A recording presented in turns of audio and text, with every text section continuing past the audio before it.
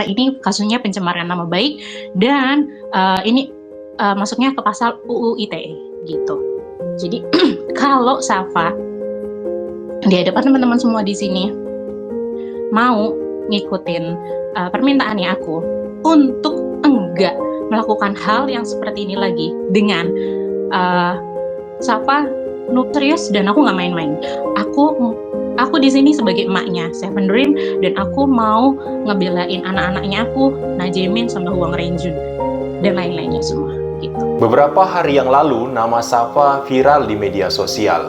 Ini berawal dari beredarnya sebuah video yang berisi perseteruan antara seorang bernama Safa dengan K-popers lain atau orang-orang yang menyukai Korean pop. Sampai di sini sih masih biasa-biasa aja karena wajar kan sesama fans saling membanggakan idolnya masing-masing. Tapi yang nggak wajar itu kalau sudah mulai mengancam dan membawa-bawa orang tua yang sebenarnya nggak tahu apa-apa juga. Hati-hati nak, nanti papamu bisa diturunin pangkatnya, dia bisa dipindahin tugasnya jauh-jauh. Hati-hati kamu nak, jangan sembarangan kamu bertindak. Itu di sini kamu bawa nama baik keluargamu. Kamu papahnya polisi, tugas di mana? Coba bilang sama aku. Bilang sama aku. Adikku juga polisi dan calon suami saya juga kakaknya polisi. Dia Kapolda. Di mana? Tugasnya di mana? Saya bisa bilang untuk pindahin papahnya kamu yang jauh atau minta turunin pangkatnya juga bisa. Kenapa kebanyakan dari fans-fans K-pop itu sangat fanatik dengan idolanya? Yuk langsung saja kita bahas di laporan berita acara. Kasus ini berawal dari cuitan-cuitan Safa di Twitter yang dianggap menghina beberapa personil dari boyband Korea NCT Dream yang bernama Jaemin dan Renjun. Akibatnya, Safa dikritik oleh para fans idol tersebut dan bahkan mengancam akan mendatangi rumah Safa secara langsung. Sebenarnya, Safa juga sudah meminta maaf kepada NCT Z yang merupakan grup penggemar dari grup boyband Korea NCT Dream. Tapi meskipun ia sudah meminta maaf, kasus ini masih terus berlanjut hingga akhirnya ia mendapatkan sebuah undangan dari para penggemar NCT Dream di forum space Twitter, yakni media percakapan yang dapat didengarkan oleh banyak orang. Nah, di sini bukannya membicarakan tentang perdamaian, justru forum ini malah munculkan kembali konflik antara Safa dengan para fandom dari NCT Dream. Rekaman inilah kemudian yang viral di media sosial selama beberapa hari. Inti dari percakapan mereka di sana, mereka menuntut agar Safa tidak lagi mengulangi perbuatannya yang menghina idol mereka. Sampai di sini sih masih wajar-wajar saja. Tapi ternyata tidak hanya berhenti di situ saja, mereka juga meminta agar Safa membuat sebuah video permintaan maaf dengan dilengkapi surat bermaterai. Selain itu, mereka juga meminta agar orang tua Safa ikut dalam video permintaan maaf tersebut. Tapi ini juga masih belum selesai. Mereka juga mengancam akan melaporkan tindakan Safa ke pihak-pihak yang berwajib dengan pasal Undang-Undang ITE. Bayangkan ada orang Korea dihina oleh orang Indonesia. Kemudian penggemarnya yang orang Indonesia mau melaporkan dengan Undang-Undang ITE yang pastinya undang-undang tersebut hanya berlaku di Indonesia. Bahkan salah seorang penggemar dianggap mengancam pekerjaan ayah Safa. Dia mengklaim kenal dengan orang-orang yang memiliki jabatan di antaranya dosennya yang merupakan salah satu kader partai politik. Kamu lupa ya? Dosen saya ini dia kader Golkar.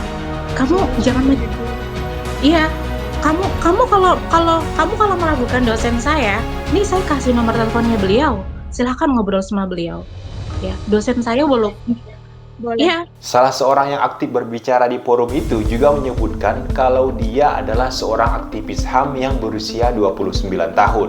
Tujuannya jelas agar Safa ini merasa takut dan tertekan dengan segala embel-embel yang disebutkan tadi. Detik-detik kedatangan Opa.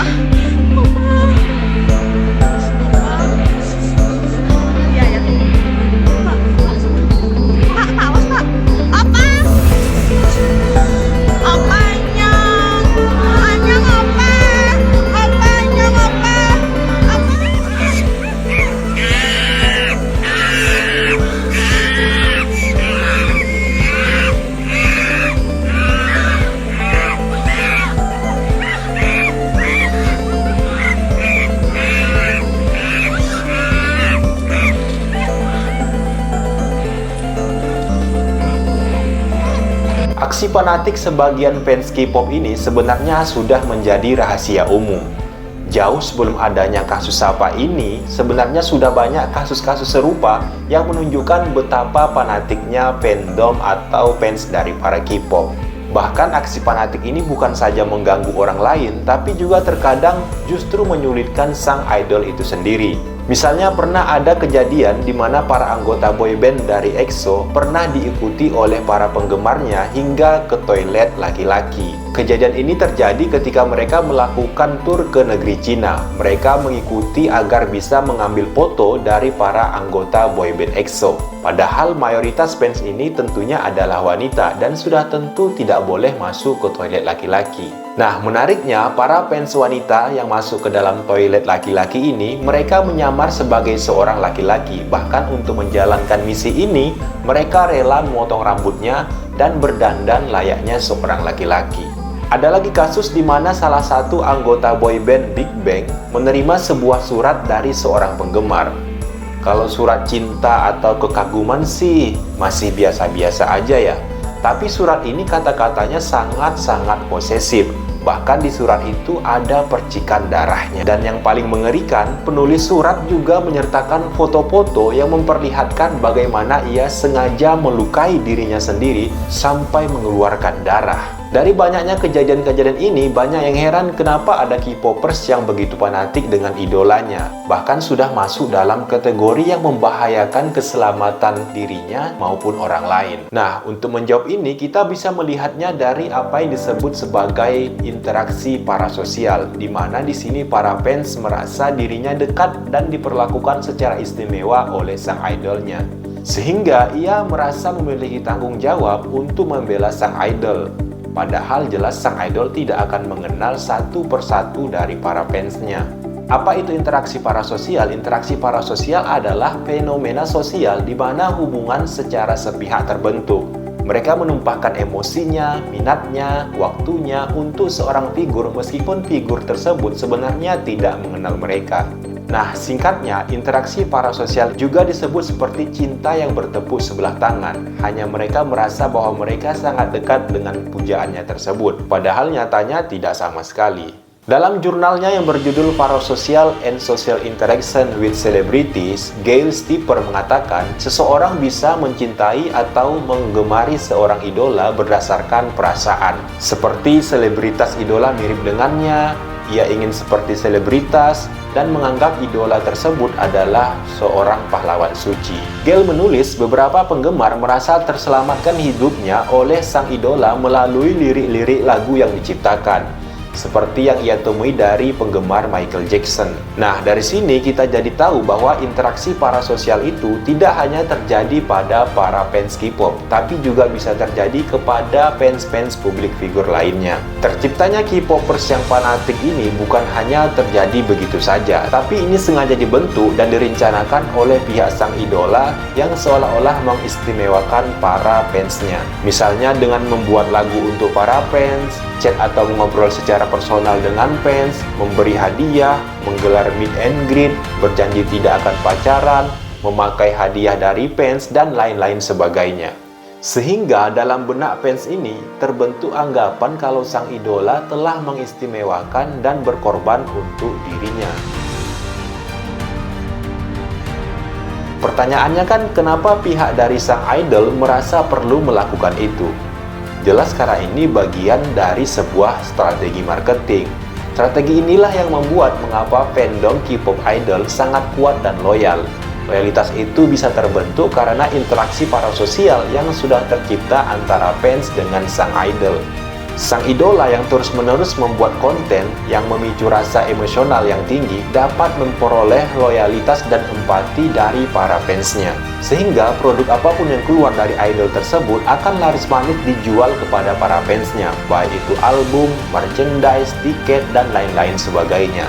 Bahkan menariknya, produk-produk lain yang pada dasarnya tidak ada hubungannya dengan industri ataupun aktivitas sang idola akan tetap diburu oleh para penggemarnya. Tentu saja masih hangat dalam ingatan kita bagaimana fenomena BTS Meal, di mana para fans dari BTS rela antre berjam-jam hanya untuk mendapatkan produk McDonald tersebut. Padahal jelas di sini antara dunia BTS dengan McDonald itu jauh sangat berbeda. BTS adalah industri hiburan, sementara McDonald adalah industri makanan. Tidak ada kaitannya sama sekali. Tapi bagi para fans BTS yang menyebut diri mereka sebagai ARMY itu tidak masalah sama sekali dan tidak peduli karena tetap ada embel-embel boyband kesayangannya. Sehingga membeli BTS meal pertimbangannya bukan lagi pada rasa makanan tersebut, tapi itu adalah bentuk loyalitas dan pengorbanan mereka kepada sang idolanya. Kalaupun saat itu McDonald misalnya hanya menjual plastik kosong dengan tulisan BTS, maka sudah dipastikan akan tetap diburu oleh para fans BTS. Fenomena inilah yang membuat kenapa banyak brand-brand terkenal yang menggandeng public figure untuk mempromosikan produknya. Karena sudah jelas ada pasarnya, minimal para penggemar dari public figure tersebut. Ini jugalah yang mendorong agensi-agensi dari idol ini untuk selalu merawat penggemar dari bintangnya. Karena para penggemar ini adalah target pasar yang nyata dan menguntungkan bagi mereka. Karena bayangkan saja kalau ada sang idola tapi tidak memiliki fans sama sekali, ini kan bagaimana gitu ya. Nah, di balik fanatiknya sebagian fans K-pop ini sudah pasti ada perputaran uang yang melimpah di sana. Karena memang pada dasarnya industri K-pop adalah budaya yang sengaja diciptakan dalam industri kreatif Korea Selatan. Sehingga tidak heran karena awalnya tujuannya adalah industri yang sudah pasti berbicara tentang uang.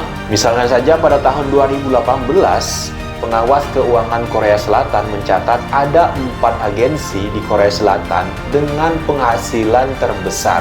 Salah satunya adalah agensi Big Hit Entertainment yang menaungi boyband BTS. Jika ditotal dari 4 agensi tersebut, mereka mampu mengumpulkan pendapatan hingga 14,6 triliun rupiah dengan asumsi rupiah 14.600. Industri ini adalah sumber pemasukan yang menjanjikan untuk menopang ekonomi Korea Selatan. Profesor Ilmu Internasional Universitas Korea, Andrew Kim mengatakan pada tahun 2017 saja pendapatan Korea Selatan dari ekspor konten budaya bisa mencapai 6,7 miliar dolar Amerika.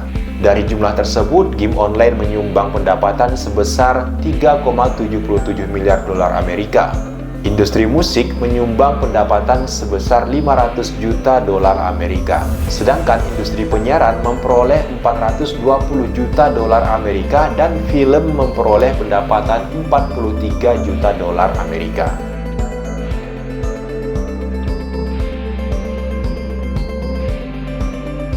Pada dasarnya, K-popers ini sama saja dengan para penggemar-penggemar industri hiburan dari negara-negara lainnya. Entah itu wibu di Jepang, Hollywood di Amerika, Bollywood, dan lain-lain sebagainya. Tidak ada yang salah menjadi seorang penggemar, namun yang salah adalah ketika sudah berlebihan dan menjadi sangat fanatik. Banyak kasus di mana para fandom K-pop sangat marah dan rela untuk mengancam orang apabila ada orang yang berani-berani mengkritik idolanya. Sebagaimana yang terjadi dalam kasus Sapa tersebut. Padahal pastinya sang idola itu juga manusia biasa yang pasti punya banyak kekurangan. Hanya saja kan memang kekurangan itu selalu ditutupi dan tidak ditampilkan. Sehingga yang terlihat oleh para fans hanyalah kesempurnaan yang sebenarnya telah dikondisikan dan direncanakan. Pesannya, teruslah menjadi penggemar dan berhentilah jadi penggemar fanatik yang dapat merugikan orang lain.